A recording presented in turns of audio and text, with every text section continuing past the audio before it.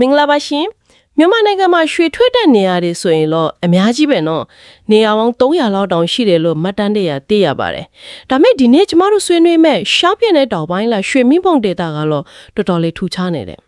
ဟုတ်ပါတယ်ခင်ဗျာ သူကရွှေချီးပဲတိတန်ထွက်တာမဟုတ်ဘူးလေ မှန်ပါတယ်သူကရွှေပြန်ကျင်းနီပြီးတော့တခြားအင်ပဒန်ရှားပါတဲ့တတူတွေနဲ့အတူတူရောပြီးဖြစ်နေတဲ့ scan ဆိုတဲ့တတူတိုက်အမျိုးအစားဖြစ်နေလို့ပါတယ် ဟုတ်ကဲ့ဆိုတော့ဒီနေ့ကျမတို့အဓိကဆက်လေ့လာသွားမှာကအဲ့ဒီရွှေမင်းပုံဒေတာကရွှေနဲ့ကျင်းနီတွေရဲ့ဇာမစ်ပေါ့နော် ဟုတ်ပါတယ် သူတို့ဘလို့ဖြစ်ပေါ်လာတယ်လဲဘလို့ကြောက်အမျိုးစားတွေကြားကနေမွေးဖွားလာတယ်လဲပြီးတော့အရေးကြီးဆုံးကဒီလိုနေရာမျိုးမှာရွှေသက်တူရှာဖွေလို့မယ်ဆိုရင်ဘလို့နေရာတွေကိုမျက်စိတော့ကြည့်ပြီးရှာမလဲဆိုတာတွေကိုအသေးစိတ်ဆွေးနွေးသွားကြမှာပါ ဟုတ်ကဲ့ပါခင်ဗျာရွှေမင်းပုံဒေတာရဲ့ဒီနေရာကိုအရင်ကြည့်လိုက်ရအောင်သူကရှမ်းကုန်းပြင်မြင့်ကြီးရဲ့အနောက်ဘက်အစွန်းမှာရှိနေတာကိုတွေ့ရပါတယ် အနောက်ဘက်အစွဲနော် ဟုတ်ပါတယ်ဘူမိပေတာအရာတော့ရှမ်းSketch ဇုံလို့ခေါ်တဲ့အမတန်အရေးပါတဲ့ဇုံတစ်ခုထဲမှာတည်ရှိနေတာကသူ့ရဲ့ပထမဆုံးထူးခြားချက်ပါပဲခင်ဗျာ ဟုတ်ကဲ့ရှင် ဒီတတူတိုက်ဖြစ်ပေါ်လာရတဲ့အဓိကဇလန်အစကတော့လွန်ခဲ့တဲ့နှစ်တန်ပေါင်းများစွာကမြေကြီးအောက်ထဲကနေပွတ်ဆူနေတဲ့မိတင်ကြောက်ရည်ပူတွေ မိတင်ကြောက်ရည်ပူ ဟုတ်ဘူမိပေတာအခေါ်နဲ့ဆို diuretic rocks တွေပေါ့အဲ့ဒီကြောက်ရည်ပူတွေဟာအပေါ်ကိုတိုးထွက်လာပြီးအဲ့ဒီနေရာမှာမူလကတွေကရှိနေတဲ့ကာဗွန်နစ်ကြောက်တွေထဲကိုထိုးဝင်ရနေစတင်ခဲ့တာပါ ကာဗွန်နစ်ကြောက်ဆိုတော့ကထုံးကြောက်လိုမျိုးလားရှင် အတိအကျပါပဲနာဘန်ကီဂျိုလိုမိုက်နဲ့ရွှေမင်းပုံကြောက်လာစုရွှေမင်းပုံ formation ဆိုတာတွေကိုအရှိန်နဲ့ထိုးဝင်လိုက်တာခင်ဗျ အော်ဒီလိုလားဒါဆိုရင်ကျမနားလည်အောင်စဉ်းစားကြည့်ရရင်ပပဆူနီရဲ့ CEO တွေကိုရေခဲတုံးတုံးပစ်ထည့်လိုက်တယ်လို့မျိုးလား ဟုတ်တယ်အဲ့ဒီဥပမာကတော်တော်လေးနီးစပ်တယ်ခင်ဗျ အဲ့ဒီစီကမြေအောက်ကတက်လာတဲ့မီးတင်ကြောက်ရေပူရေခဲတုံးကအပေါ်မှာအေးအေးဆေးဆေးရှိနေတဲ့ထုံကြောက်ပေါ့နော် မှန်ပါတယ်အဲ့ဒီနှစ်ခုထီးတွေ့တဲ့နေရာမှာတပ်ပြူပြီးအတွင်ပြောင်းသွားတဲ့အလွာအတစ်တစ်ခုဖြစ်ပေါ်လာတယ်အဲ့ဒါကိုပဲ scan လို့ခေါ်တာ ရေရနာတွေစုနေတဲ့နေရာကအဲ့ဒီနေရာပေါ့ အဲ့ဒီနေရာပါပဲရွှေမင်းမုံမှာတော့အဲ့ဒီ scan ကြောက်တွေထဲမှာရွှေနဲ့ကျင်းနီတွေပါအဓိကစုနေတာကိုတွေ့ရတာပါ ဟုတ်ကဲ့ဒီ score ဖြစ်စဉ်ကနားထောင်ကြည့်တော့ရိုးရှင်းတယ်လို့ねတော်တော်လေးရှုပ်ထွေးပုံရတယ်နော်ဘလို့အစ်စ်အနေနဲ့ထစ်ပေါ်လာတယ်လဲဆိုတာကိုရှင်းရှင်းလင်းလင်းထအောင်ပြောပြပြနိုင်မလားရှင် ရပါတယ်ခင်ဗျအဓိကအပြင်ဇလန်ကိုအခန်းကြီးနှစ်ခန်းခွဲပြီးကြည့်လို့ရပါတယ်ပထမအခန်းကိုတော့ progress stage လို့ခေါ်တယ် progress stage အပူချိန်မြင့်တဲ့အဆင့်ပေါ့ ဟုတ်ပါတယ်ဒီအဆင့်မှာအပူချိန်က314 degree centigrade ကနေ492 degree လောက်အထိအလွန်မြင့်မာတယ် အိုးတော်တော်ပူတာပဲ ဟုတ်ခုနကပြောတဲ့ကြောက်ရည်ပူတွေကထုံးကြောက်တွေကိုစပြီးထိတွေ့တဲ့အချိန်ပေါ့ဒီအဆင့်မှာအဓိကဖြစ်လာတာကဂါနယ်နဲ့ pyroxene လိုမျိုးရေနွေးမပါတဲ့တတုအကျန်းစားကြီးတွေပဲ ဟုတ်ကဲ့ ဒါပေမဲ့ထူးဆန်းတာကဒီလောက်ပူနေတဲ့အချိန်မှာရွှေတို့ကျင်းနီတို့လိုတံပိုးကြီးတတုတွေကလုံးဝနီးပါမဖြစ်သေးဘူးအရန်ကိုနေပါနေတော့မယ် ခဏလေးဒါနည်းနည်းထူးဆန်းတယ်ရှင်ပထမစစ်မှာအပူချိန်အမြင့်ဆုံးဖြစ်နေပေမဲ့ရွှေနဲ့ကြီးနေတာမဖြစ်သေးဘူး ဟုတ်ပါတယ် အပူချိန်ပြန်ကျလာတဲ့ဒုတိယဆင့်ကြမှာအဓိကရတနာတွေထွက်လာတယ်ဆိုတော့ကျမထင်ထားတာနဲ့ပြောင်းပြန်ကြီးထင်နေတယ် အရန်ကောင်းတဲ့မြေကုန်းပါခင်ဗျာဒါက scan ဖြစ်စဉ်ရဲ့အလဲပြောင်းတစ်ခုပဲ ဟုတ်ကဲ့ training ဂျင်းနီလိုတက်တူတွေဖြစ်ဖို့ဖို့အတွက်အပူချိန်တစ်ခုတည်းနဲ့မလုံလောက်ဘူးလေသူတို့ကိုသက်ဆောင်လာပြီးနေရာချပြီးမြအရေးတွေဘူမိဖျားအခေါ်နဲ့ဆို hydrothermal fluids တွေလိုအပ်တယ် အော်အရေးတွေလိုတာကို ဟုတ်အပူချိန်ရမြင့်နေတဲ့ progress stage မှာအဲ့ဒီအရေးတွေကမတည်ငြိမ်ဘူးအငွေ့ပြန်ကုန်တယ် ဟုတ် အပူချိန်လေးနည်းနည်းပြန်အေးလာတဲ့ဒုတိယအဆင့်ကြမှာအဲ့ဒီအရေးတွေကတည်ငြိမ်လာပြီးကြောက်တရဲ့အကွဲကြောင်းတွေလည်းစိမ့်ဝင်လာတယ်ပြီးတော့သူတို့တယ်လာတဲ့ရွှေနဲ့ကျင်းနီတွေကိုအဲ့ဒီနေရာတွေမှာစပြီးနေရာချပေးတော့တာပဲ အော်ဒီလိုလားရှင်ဒါဆိုရင်ရွှေနဲ့ကျင်နီကအပူချိန်အရမ်းမြင့်တာကိုမကြိုက်ဘူးမို့လူတွေလိုပဲအရမ်းပူရင်အိမ်ထဲမှာပဲနေပြီးအေးနော်ရဲ့ကြားမှာအပြင်ထွက်အလုပ်လုပ်ကြတယ်လို့မျိုးလား ဟာအဲ့ဒီလိုပဲတင်စားလို့ရပါတယ်ခင်ဗျာအဲ့ဒီတော့ဒုတိယအဆင့်ဖြစ်တဲ့ retrograde stage အပူချိန်ထွက်တဲ့အဆင့် ဟုတ်အဲ့ဒီစင်ကမှာရွှေနဲ့ကျင်းနီတွေအများဆုံးဖြစ်ပေါ်တဲ့အဓိကဇလန်ခန်းဖြစ်လာတာပေါ့သူကတော့မှအပိုင်းနှစ်ပိုင်းထက်ခွဲပြီးလေ့လာနိုင်ကြသေးတယ် Okay ဆိုတော့ retrograde stage ရဲ့ပထမပိုင်းပါဖြစ်လေရှင် ပထမပိုင်း retrograde stage 1မှာအပူချိန်က260ကနေ320 degree centigrade လောက်အထိကျဆင်းသွားပြီ ဟုတ်ကဲ့ ဒီအပူချိန်ကကြေးနီနဲ့ရွှေအများဆုံးဖြစ်ပေါ်ဖို့အတွက်အကောင်းဆုံးအခြေအနေပဲဒီမှာကြေးနီအုပ်စုဝင်တက်တူတဲ့စုပြောင်းပြီးဖြစ်လာတယ်အဓိက3ယောက်ပေါ့ chalcopyrite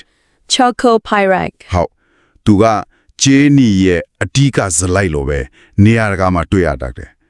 ပေါ်နိုင်တဲ့ Chenonite ကတော့သူ့ရဲ့ဇပို့လိုပဲ စိတ်ဝင်စားစရာပဲ အဲ့ဒီကြေးနီအဖွဲ့တွေဖြစ်လာရဲ့အချိန်မှာပဲရွှေကသူတို့ကြားထဲမှာညက်ပြီးအတူတူဖြစ်ပေါ်လာတာပါစီးပွားဖြစ်တူဖော်လို့ရတဲ့ရွှေနဲ့ကြေးနီအများစုကဒီစစ်မှာဖြစ်ပေါ်ခဲ့တာပါ ကောင်းပြီအထက်ကရွှေနဲ့ကြေးနီတွေဖြစ်ပေါ်ပြီးသွားပြီဒါဆိုရင်ဇလန်ရဲ့အဆုံးသတ်လို့ပြောရမယ် retrograde stage 2မှာတော့ဘာတွေထူးခြားသွားလဲ stage 2မှာတော့အပူချိန်က180ကနေ900 degree centigrade အထိပိုးပြီးတော့အေးသွားတယ် ပိုတောင်အေးဖားသေးတယ် ဟုတ်ဒီအစစ်မှာလည်းရွှေဖြစ်ပေါ်သေးတယ်ဒါပေမဲ့ဒီတစ်ခါမှာတော့ရွှေချီပဲမဟုတ်ပဲ bismuth pi နဲ့ tellurium t လို့ရှားပါးတက်စနေပေါင်းဝင်တဲ့ telluro bismuth ဆိုတဲ့တက်တူနဲ့ရောပြီးဖြစ်ပေါ်တာကဒီ data ရဲ့အထူးခြားဆုံးအချက်ပဲ wow bismuth နဲ့ tellurium ဟုတ်ပါတယ်ဒီနေရာမှာတန်ရွှေမဲဖုံးကတခြားရွှေထွက်တဲ့နေရာတွေနဲ့လုံးဝကွဲထွက်သွားတာပဲရွှေကို bismuth တို့ tellurium တို့နဲ့တွဲတွေ့ရတယ်ဆိုတာကဘူမီပြေတာအစွမ်းထောက်တယောက်အတွက်တော့လူသက်လက်နက်ကိုတွေ့လိုက်ရတယ်လို့ပဲ ဩ ဒါကဒီရွှေတွေဘလို့အခြေအနေမျိုးမှာဘလောက်အပူချိန်ကျတော့မှဖြစ်လာတယ်ဆိုတဲ့အတိအကျတိတိပြနေတဲ့လက်ဝေးရတစ်ခုပဲခင်ဗျ တော်စိတ်ဝင်စားစရာကောင်းလိုက်တာဆိုတော့ဒီအချက်တွေအလုံးကိုစုစည်းပြီးကြည့်လိုက်ရင်ရွှေမင်းမုံလောင်နေရာမျိုးမှာရွှေရှာခြင်းနဲ့တူကြောက်အတွက်ဘလို့နေရာတွေဘလို့ကြောက်တွေကိုအဓိကထားပြီးကြည့်ရမလဲ ဟုတ်ကဲ့ရတနာမြေပုံတစ်ခုရွှဲမယ်ဆိုရင်ဘယ်နေရာတွေကိုချက်ချက်ကဖြတ်ရမလဲပေါ့ ဟုတ်ပါတယ်ရတနာမြေပုံအတွက်အဓိကတဲလွန်စားတွေအများကြီးရှိပါတယ်ပထမဆုံးအနေနဲ့ဒီ data မှာတက်တူအလားအလာကောင်းတဲ့နေရာ prospects ပေါင်းခုရှိတယ်လို့မှတ်တမ်းတင်ထားတယ် ခုနှစ်ခုတောင် ဟုတ်အဲ့ဒီထဲကမှာဘွက်တောင်တိုက်ကားမောင်ရွှေတောင်ကြားနဲ့လွန်ထိုးတို့ကအဓိကနေရာတွေပဲ ဟုတ်ကဲ့ သူတို့ကိုဘူမိဗေဒအရ proximal skarns နဲ့ distal skarns ဆိုပြီးအမျိုးအစားခွဲခြားထားတယ် proximal နဲ့ distal ဘာကွာလဲ proximal skarn ဆိုတာကမီးတင်ကြောက်ရည်ပူထိုးဝင်တဲ့နေရာတွေပိုနီးတဲ့ထိစပ်နေတဲ့နေရာတွေဥပမာဘွက်တောင်နဲ့တိုက်ကားမောင်လိုနေရာတွေပေါ့ ဩအနီးနားပေါ့ဟုတ် distal scan ဆိုတာကတော့မီတင်ကြောင်းနဲ့နည်းနည်းပိုးပေးတဲ့နေရာဥပမာရွှေတောင်ကြားနဲ့လွန်းတော်လိုနေရာတွေဖြစ်တယ် ဒါဆိုရင်ကျမသာဘွက်တောင် proximal မှာတခါရွှေတောင်ကြား distal မှာတခါရက်နေတယ်ဆိုရင်မီးပင်ပေါ်မှာဘာတွေကိုမတူပဲတွေ့ရနိုင်လဲရှင် ။ကွာခြားနိုင်ပါတယ်ခင်ဗျ။ proximal နေရာဖြစ်တဲ့ပွက်တောင်လိုနေရာမှာဆိုရင်မီးတင်ကြောင်းနဲ့ထုံးကြောက်ရောနှောနေတဲ့လက္ခဏာတွေgarnet လိုမျိုးအပူချိန်မြင့်မှာဖြစ်တဲ့တတုအယောင်ရင်းရင်းတွေပို့တွေ့ရနိုင်တယ် ဟုတ်ကဲ့ distant နေရာဖြစ်တဲ့ရွှေတောင်ကြားလိုနေရာမှာကြတော့မူလထုံးကြောက်ရဲ့လက္ခဏာတွေပိုကျန်နေနိုင်ပြီးအပူချိန်နှိမ်မှာဖြစ်တဲ့ epidote လို့အစင်းရောင်တန်းတဲ့တတုတွေအကွဲကြောင်းတွေကိုပိုရှင်းရှင်းလင်းလင်းတွေ့ရနိုင်ပါတယ် ကျောက်အမျိုးအစားအရာရောဘလို့နေရာတွေကိုအဓိကရှာရမလဲ အဓိကကတော့ diorite လို့မီသင်ကြောက်တွေနဲ့ရွှေမင်း formation ထက်ကထုံးကြောက်စကြင်ကြောက်တို့ထိစပ်နေတဲ့နေရာတွေကိုပဲအဓိကရှာရမှာပါ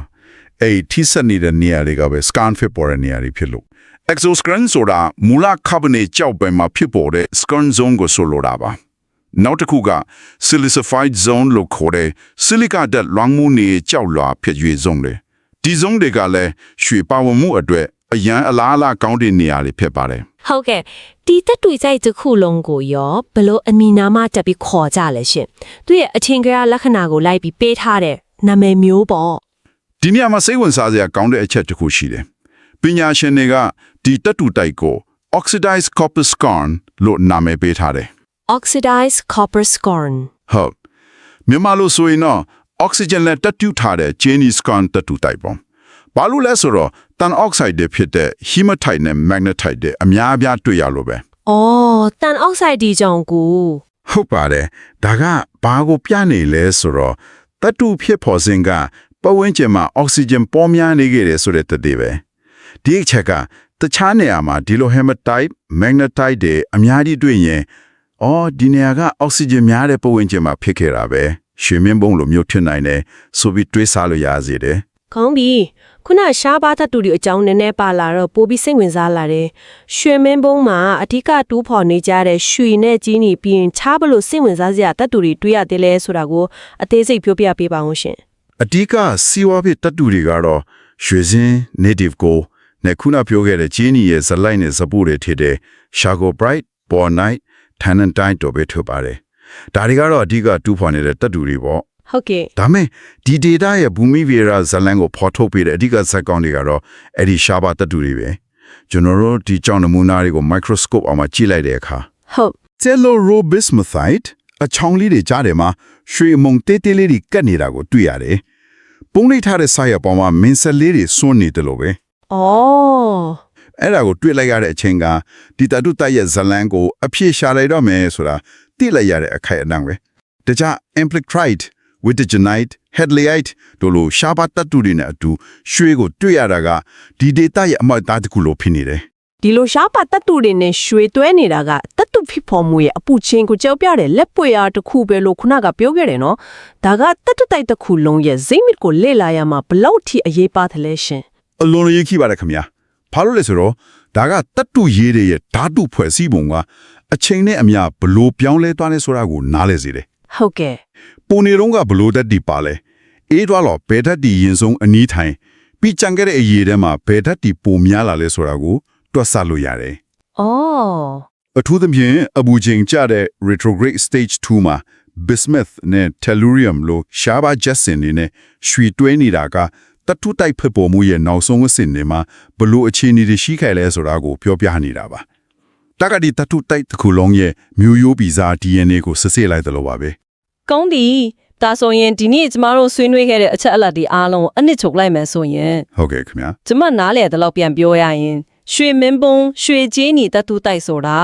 မြေရောက်ကပေါ့ပေါ့ဆူနေတဲ့မိဖို့ချောင်းကြီးစားကြောက်ရည်ပူတွေကထုံးကြောက်တဲ့ကိုထိုးဝင်ရကဖြစ်ပေါ်လာတဲ့ scan ဆိုတဲ့အထူးကြောက်အမျိုးအစားဖြစ်တဲ့ မှန်ပါတယ် အပူချိန်ဆင့်ဆင့်အေးချလာတဲ့ဖြစ်စဉ်မှာဂျင်းနီနဲ့ရွှေတွေကမတူညီတဲ့အဆင့်တွေမှာအတုတ်လိုက်ဖြစ်ပေါ်ခဲ့တယ်ထူးခြားချက်ကတော့ဇလန်နောက်ဆုံးပိုင်းအပူချိန်တော်တော်လေးအေးသွားတဲ့အချိန်မှာရွှေက bismuth telluride လို့ရှားပါတတူတွေနဲ့တွဲဖက်ပြီးဖြစ်ပေါ်ခဲ့တာပဲဒါကသူ့ရဲ့မွေးစားရင်အစစ်မှန်ကိုဖော်ထုတ်ပေးတဲ့တက်တက်ခံဖြစ်ခဲ့တယ်ပေါ့ကျမနားလဲလာမှန်ပါသလားရှင် လုံးဝမှန်ပါတယ်ခင်ဗျာအချက်လက်အားလုံးကိုကွက်ကွက်ကွင်းကွင်းရင်းအောင်အချင်းချုပ်သွားတာပါပဲ